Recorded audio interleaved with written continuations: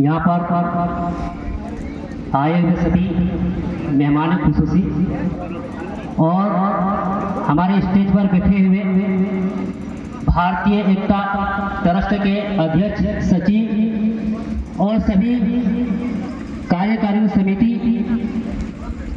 को मैं बहुत मुबारकबाद देना चाहता हूँ, जिन्होंने बड़ी मेहनत के साथ इस महफिल को सजाया है।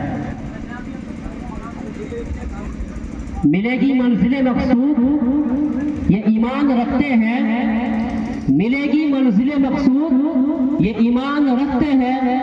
हम अपनी रहनुमाई के लिए कुरान रखते हैं, हम अपनी रहनुमाई के लिए कुरान रखते हैं।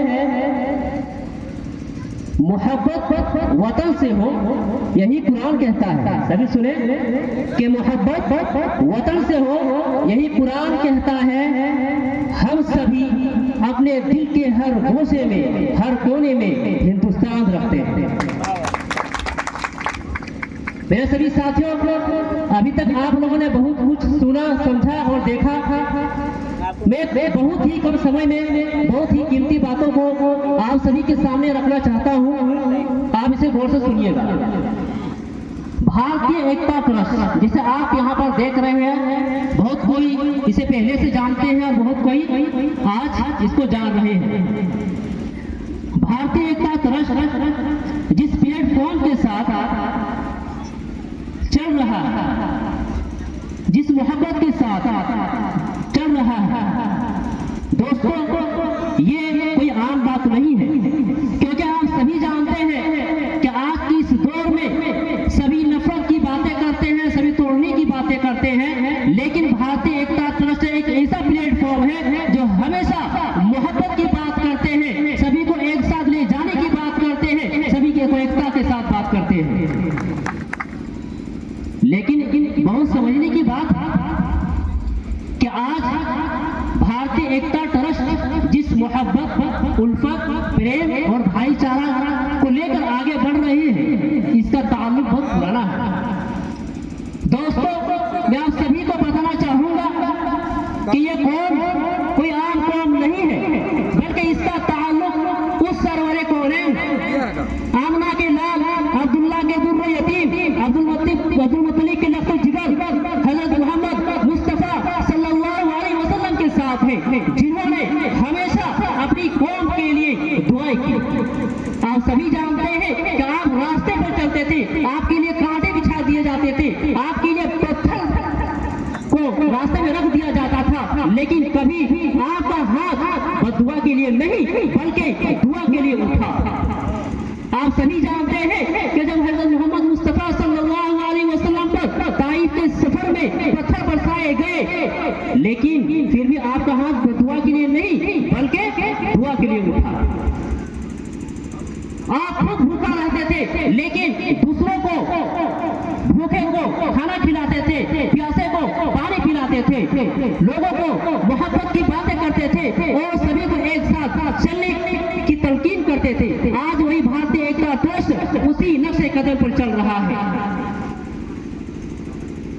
आज जिस तरह से आप लोगों ने यहाँ सुना कि हमारे नकी भाई ने एजुकेशन से लेकर एजुकेशन रिलेटेड से बातें की, ये बहुत जरूरी है, क्योंकि आज का दौर ऐसा दौर है कि अगर आप एजुकेशन नहीं है, आप अगर पढ़े लिखे नहीं है, तो आप किसी भी मैदान को फतह नहीं कर सकते हैं। और एजुकेशन सिस्टम एक ऐसी सिस्टम है जिसे आप सिर्फ और सिर्फ कलम के बदौलत हासिल कर सकते हैं। आज हमारे झारखंड की स्थिति ऐसी बनी हुई है कि यहाँ पर पढ़ने वाले की जो तादाद है, खास तौर पर जो मुस्लिम आबादी है, उसकी तादाद बहुत कम हो गई है। मैं आप सभी को ये बताने की कोशिश करूंगा कि झारखंड में पिछले साल जो यहाँ पर सरकारी स्कूल है, 544 सरकारी स्कूलों को जो उर्दू स्कूल के नाम से जाना जाता था, उसे हटा दिया गया और उसे हिंदी स्कूल नाम कर दिया गया। आप जानते हैं, आप लोगों ने आवाज नहीं उठाई। आगे क्या हुआ कि अभी सहायक आचार्य में जो बहाली चल रही है, 86 ऐसे बच्चे हैं जिन्होंने एग्जाम पास किया, सब कुछ क्लियर है, लेकिन रिजल्ट रोक दिया गया। से आलिम और फाजिल की डिग्री हासिल किया था। आज मेरे सभी भाइयों इस बात को गौर से सुने और इसको समझे और हमारी जो सरकार है उस तक इस बात को पहुंचाए कि ये आलिम और फाजिल की जो डिग्री है ये एक डिग्री नहीं बल्कि हमारे मुसलमान की फ्यूचर। बहुत सारे ऐसे साथी हैं जिन्होंने आलिम फाजिल करके बीएड कर लिया है, बहुत सारे ऐसे साथी हैं जिन्होंने आलिम फाजिल करके बीएड कर लिया है। मेरे बहुत सारे ऐसे स्टूडेंट हैं जो फोन कर करके रोते हैं कि सर इसका आगे क्या होगा। और आलिम और फाजिल के जो एग्जाम लिया गया है ये किसी मुसलमान ने नहीं लिया, बल्कि सरकार ने इसे जैक को आदेश दिया था कि आप इसे कंडक्ट कराएं। जैक हमारे झारखंड के अंदर वो बॉडी है जो मैट्रिक और इंटर का एग्जाम लेता है, उसे सर्टिफिकेट देता है। सरकार ने उसे टेम्पोररी दिया था कि आप इसे एग्जाम लें, लेकिन सरकार की एक खामी है कि उन्होंने इतनी देरी की और आज झारखंड के अंदर एक मदरसा बोर्ड नहीं बना है। बहुत दिनों से इस झारखंड के अंदर मदरसा बोर्ड बनाने की कोशिश किया जा रहा है। हम सभी जानते हैं कि पहले झारखंड बिहार में हुआ करता था, लेकिन बिहार अलग होने के बाद से ही यहाँ पर आलिम और फाजिल की जो डिग्रियां हैं वो जैक दे रहा है। वो जैक को निर्देश कौन दिया है? सरकार दिया है। झारखंड के अंदर जब से बिहार से अलग हुआ है अभी तक एक भी सरकारी स्कूलों में उर्दू टीचर की बहाली नहीं हुई है। आप लोगों ने कभी गौर किया है? आज सभी स्कूलों में आप कहीं भी चल जाइए आपको सरकारी स्कूलों में उर्दू किताबें नहीं मिलेगी। क्यों नहीं मिलेगी? क्योंकि इसमें सरकार का नहीं बल्कि आम सभी का दोष है, सभी गार्जियन का दोष है, सभी पेरेंट्स का दोष है। आज हम अपने बच्चों को पढ़ाने के लिए घरों के अंदर एक टीचर को रखते हैं, इंग्लिश टीचर हो चाहे मैथ हो या साइंस हो, सभी टीचर रख लेते हैं। लेकिन कभी हमने गौर किया है कि हम अपने बच्चों के लिए कभी एक उर्दू टीचर को भी रखें ताकि उर्दू सीखे। और जब उर्दू नहीं सीखेंगे तो आगे ये स्थिति होगा कि सरकारी स्कूलों से एक भी बच्चा आपको पढ़ने वाला नहीं मिलेगा। जब आप सरकारी स्कूलों में बच्चे नहीं रहेंगे तो सरकार वहां किताबें क्यों देगी? सरकार वहां टीचरों की बहाली क्यों करेगी?